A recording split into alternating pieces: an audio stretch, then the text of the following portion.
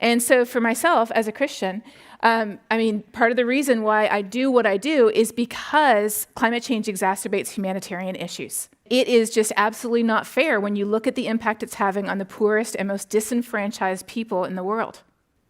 I have a slight handicap. I faint at the sight of blood, so a medical career was out of the question. I figured climate change is the next best thing, right? So people often say, well, how do you talk to people at church? Well, I don't start by pulling out the IPCC reports and whacking people upside the head with them. If we are theological evangelicals, which are people who take the Bible seriously. Evangelical is a very difficult term to define, so I actually asked the head of the National Association of Evangelicals a couple of years ago, what is your definition? And he said, people who take the Bible seriously. I said, good definition. So if you take the Bible seriously, you know that at the very beginning of the Bible, it talks about how humans have been given responsibility over every living thing on this earth, which includes our brothers and sisters who are less fortunate than us. Then all through the Bible, it talks about God's love and care for creation, for nature. And then it talks a lot about caring for others who are less fortunate than us, the poor, the widows, the orphans, sharing what we have with people in need. And then right at the end of the Bible, there is a zinger that very few people have read. And it specifically says, God will destroy those who destroy the earth. That's the book of Revelation. So there's a lot that you can talk about. But in today's world, don't go straight to Revelation, okay? It's at the end for a reason. In today's world, though, the word evangelical is used in a very different way. It's used for political evangelicals. And my definition of a political evangelical is someone whose statement of faith is written first by their political ideology, only a distant second by the Bible, and if the two come into conflict, as they frequently do, they will go with their political ideology over what it says in the Bible. So that's why it's so important to distinguish between the two. I think that the single greatest description of climate change is the one that the military came up with, and that is that climate change is a threat multiplier. So in other words, the only reason we care about a 1 or a 2 or a 3 degree warming of the temperature of the planet is because it affects all of the issues that we are already struggling with today. So when I speak to people, I think the most important thing to do is to connect with whatever the issues are that they already care about. It's not a case of needing new values. It's a case of getting to know people, figuring out where they're at. And then it is very rare to meet a human being who does not already have a key value or part of their identity that does not connect directly to concern over changing climate. Sometimes it takes, a lot of getting to know each other, but that connection is there.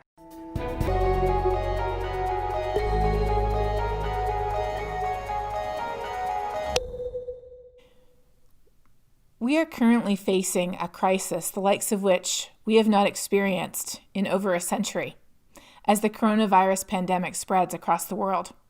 What does this mean for the values that we hold dear?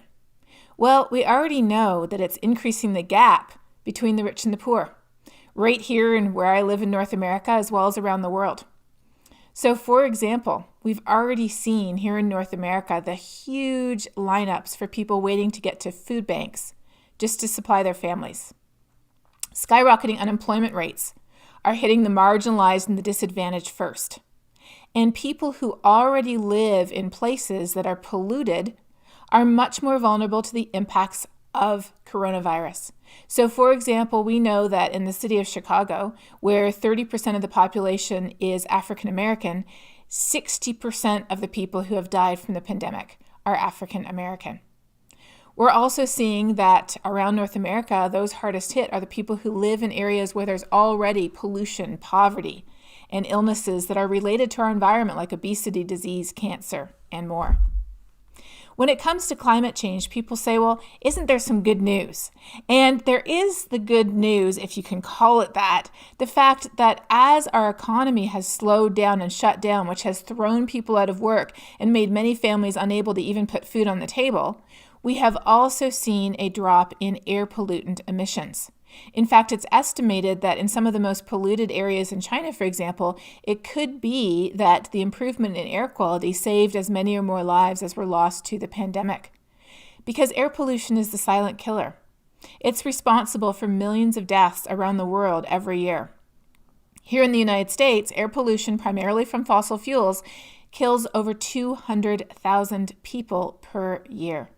Yet that's a number that somehow we don't talk about because it's been with us for so long and we perceive it to just be the cost of using energy.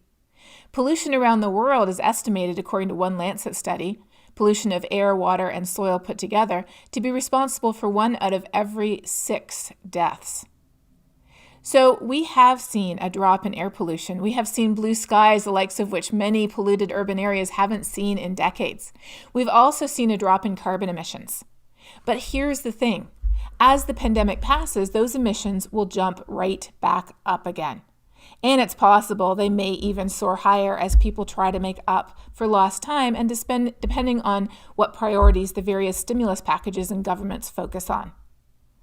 Why? Because these reductions were not achieved through sustainable ways. Shutting down the economy, throwing people out of work, making people unable to feed their families, those are not sustainable ways to decrease our carbon emissions and our air pollution. No, we need them to be decreased through sustainable methods. Like what? Through increases in efficiency, not wasting our energy.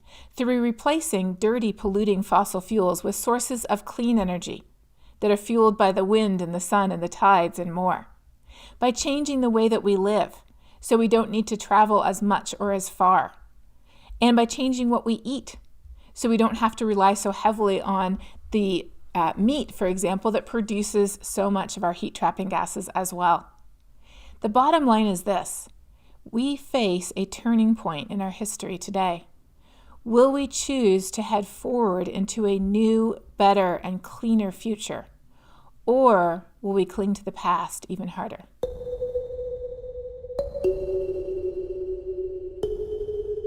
The pandemic has taught us something that many of us had forgotten, and it's this. No matter where we live, no matter what language we speak, no matter who we are, no matter where we fall on the political spectrum, when it all comes down to it, we all care about the same things. Our health and the safety of our families, our loved ones, our friends, our communities, the places where we live. That's what the pandemic threatens, and that is exactly what climate change threatens too. So what do we need to take with us into this new world? The realization that what unites every single one of us as humans living on this planet is far more than what divides us.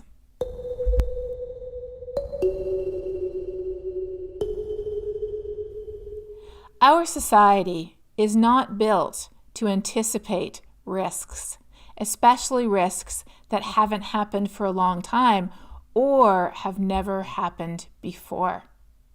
And today we face untold risks, as nearly 8 billion of us are pushing the boundaries of this planet on which we live.